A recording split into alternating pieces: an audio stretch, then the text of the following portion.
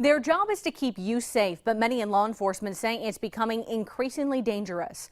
27 First News reporter Gerry Ricciutti talked to local police about the new challenges they face every day. As police and other leaders gather in Columbiana for their annual remembrance of fallen officers, they admit the dangers are just as real in rural counties like this as they are in big cities. Last year, I was on the ground wrestling with a shoplifter from Walmart. We both got my taser in our hands. Salem Lieutenant Don Beeson served as MC of this afternoon's program. He says he had a split second to decide how to react, knowing if the suspect had been able to overpower him that day, he would have been able to grab his gun. If he did that, and I took the gun and shot him, what would the headlines be? Police officer shoots an unarmed man.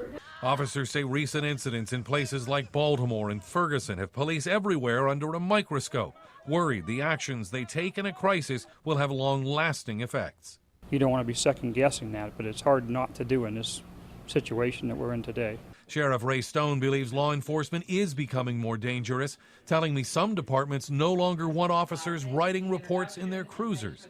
The safety factor comes into fact. Are you going to sit on the side of the road or in a parking lot, dark parking lot, and type out a report where you're always looking around whether someone's going to come up behind you, you know?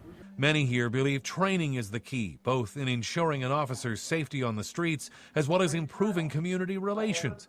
They're now looking to Columbus to help cover the expense involved, especially now that the Kasich administration is pressing for changes. I just hope that this thing that the governor has started, I just hope that they continue with it, and I hope that they can spread it out, especially to the smaller police departments. To ensure officers can continue doing their jobs and go home to their families when their shifts are over. In Columbiana, Gerry Ricciutti, WKBN 27 First News. Supreme Court of Ohio Chief Justice Maureen O'Connor was the guest speaker at this afternoon's program. She told the audience, despite the scrutiny of law enforcement in recent months, it's ultimately the actions of a very small percentage that cast a shadow over everyone.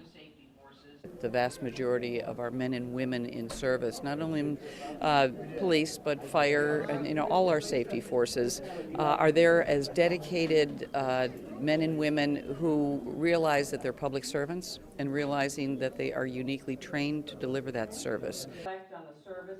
The Chief Justice says people should make a point to thank those who work to protect us and our belongings.